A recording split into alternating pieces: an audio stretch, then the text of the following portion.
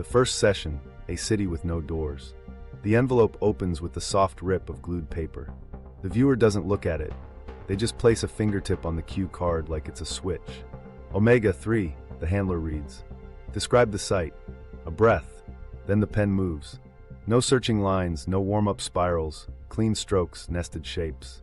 Pressure, the viewer says. Cold. Angles too precise, like mathematics became architecture. On the other side of the glass, the monitor analyst leans in. The printer begins its slow, ratcheting hum. Geometric lattice, he writes on a sticky note. Repeats, scale unknown. The heart rate alarm chirps once, then steadies. The case officer keeps his voice flat. Stay with the site. Empty air, the viewer murmurs. But the air isn't air. It's slow.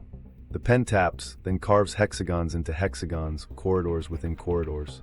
Nested. No curvature. No doors. He pauses. No doors. The handler starts to speak. The case officer cuts him off with a finger. The viewer's jaw tightens. Low-frequency hum. It's not sound. It's weight pretending to be sound. They slide a blank sheet forward. The viewer rotates it 90 degrees and draws a long spine with ribs at 60-degree intervals, then overlays a honeycomb cross-section. The analyst scrawls a question mark next to 60/120.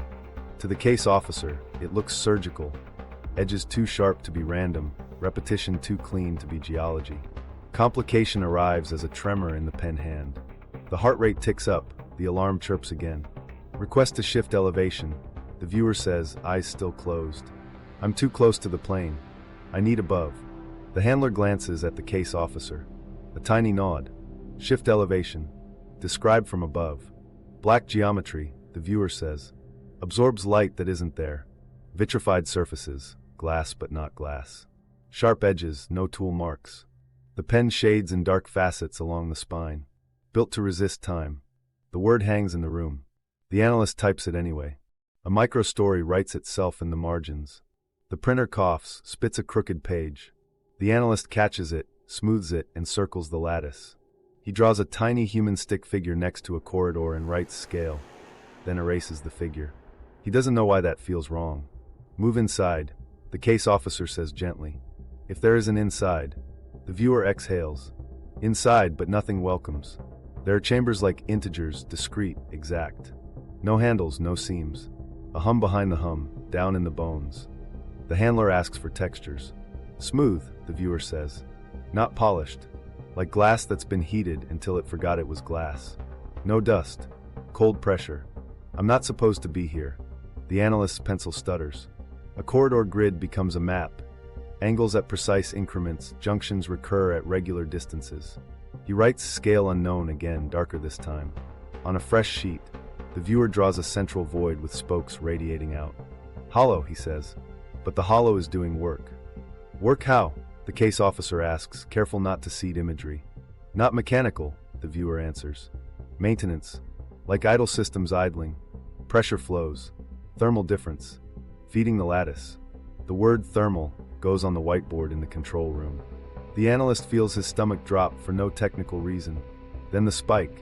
The heart rate jumps, sweat beads along the viewer's hairline. The handler reaches for the pause card. The case officer shakes his head just once. Breathe, he says. The viewer clenches his hands. It knows vibration. It drinks it. The more you push, the quieter it gets. The pen scratches a tight pattern of hatch marks along the spine's base. No doors, he repeats, softer. Entry is not a cut. Entry is alignment. At that, the handler can't help himself. Alignment of what? The viewer's mouth twists, annoyed. Frequency. Temperature. Geometry. 3 words, stone dropped. The analyst scribbles them and underlines with a shaking hand he doesn't admit is shaking. Complication lands where it always lands, doubt. The case officer steps out to the control room, and the room splits into 2 camps without being asked. Artifact or natural formation. Ice can fracture hexagonally under certain conditions. Basal hydrology can carve channels that look intentional from the wrong angle.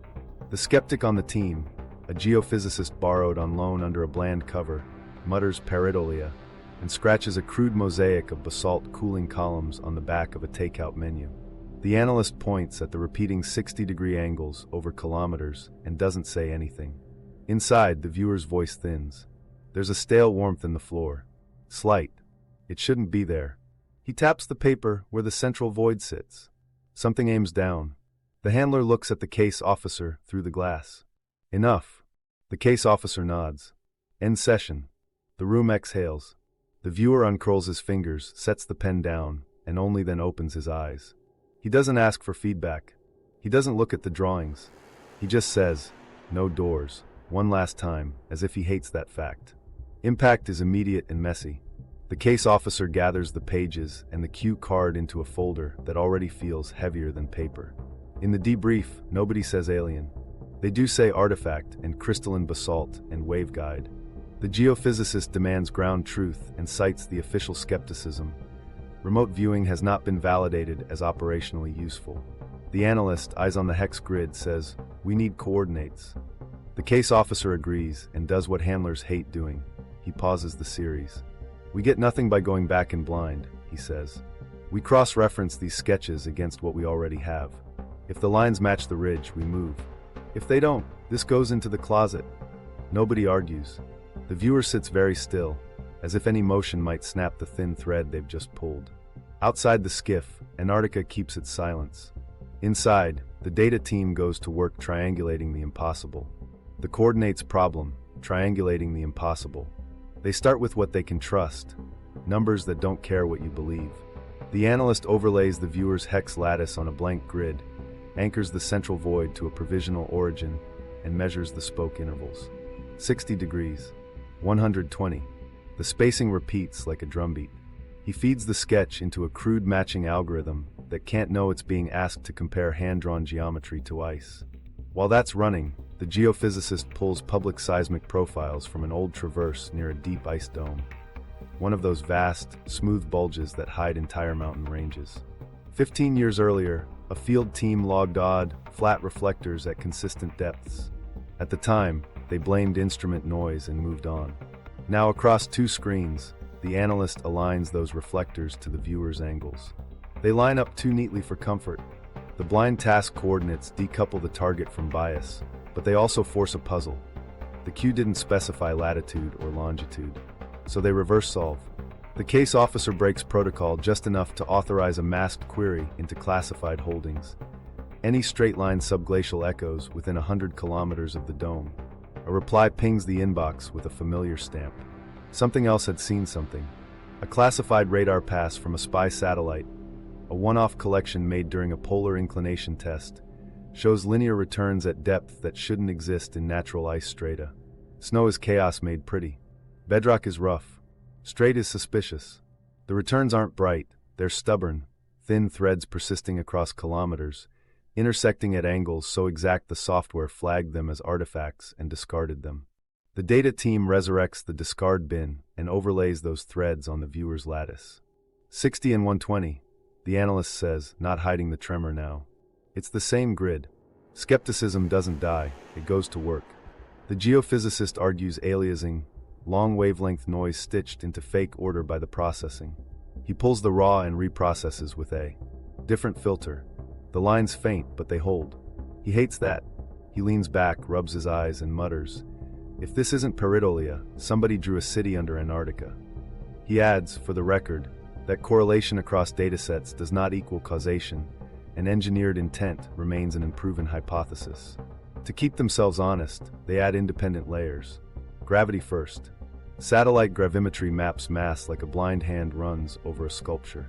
The latest compilations show a dense, regular anomaly beneath the dome, a few sigma off the background signature of Kraton and Rift. It's vague, gravity always is, but it's there, and it's roughly where the sketch says the spine runs. Magnetics next. Public aeromagnetic data over the region is sparse, but what exists hints at a low amplitude, slowly varying field with periodic ripples. Those ripples land suspiciously near the places the viewer marked as vent shafts, with a tentative arrow. The analyst is careful not to say proof. He says concordance and writes it 3 times on the board. What nobody knew at the time, the case officer says quietly, reading from the SpySat summary, is that the long-pass filter in the satellite's polar mode wipes straight-line faint returns because engineers assumed they were glitches. He circles that sentence. We've been removing the thing we're looking for. While that was happening in the control room, Across town, a liaison in a different building checks intercepts. There's chatter, rival drones tasked to fly gravity anomaly transects near the same dome. The word transect is ordinary science. The timing isn't. He sends a sanitized note, foreign technical interest increasing. The case officer doesn't forward it. He just reduces the decision window in his head. Back at the screens, the triangulation tightens. The analyst takes the viewer's grid as a hypothesis and tests it against the physical coordinates. He picks 3 anchor points from the radar straight lines, solves for a transform, and projects the entire lattice onto the ice. The fit isn't perfect, ice flows, data lies a little. But across 14 kilometers, the pattern lands where it should more often than randomness allows. Stakes become sentences no one wants to say out loud. If the angles aren't coincidence, then intentional design sits under a continent, older than maps, operating in a domain humans barely measure. The geophysicist, who built a career out of caution, doesn't say designed. He says non-stochastic. It means the same thing and hurts less. Therefore, they authorize a second session. Not because they believe, but because the stack of partial matches demands an independent pass. The case officer makes one more change.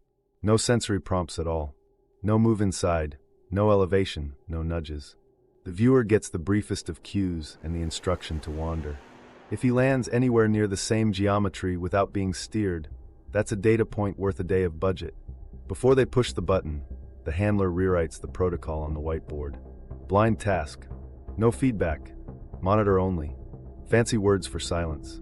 He draws a small triangle in the corner and labels it 60/120, without comment. The analyst caps his pen and looks at the heart rate monitor as if it's a compass. He knows it isn't. He also knows bodies react to pattern before minds give permission. One more cross-check. They run public seismic shot records through a novel coherence filter that a grad student published last year. New bands appear, whisper-thin coherence at depths matching the supposed corridors. It's the kind of result that, in a conference talk, would get a polite question and a shrug. In this room, it's one more nudge toward the edge. Clock's running, the case officer says. He isn't talking about the session. He's talking about rivals, treaties, and the kind of discovery that turns smart people into zealots. He slides the fresh envelope onto the table and feels the weight again. Numbers first, he tells himself, then whatever comes next.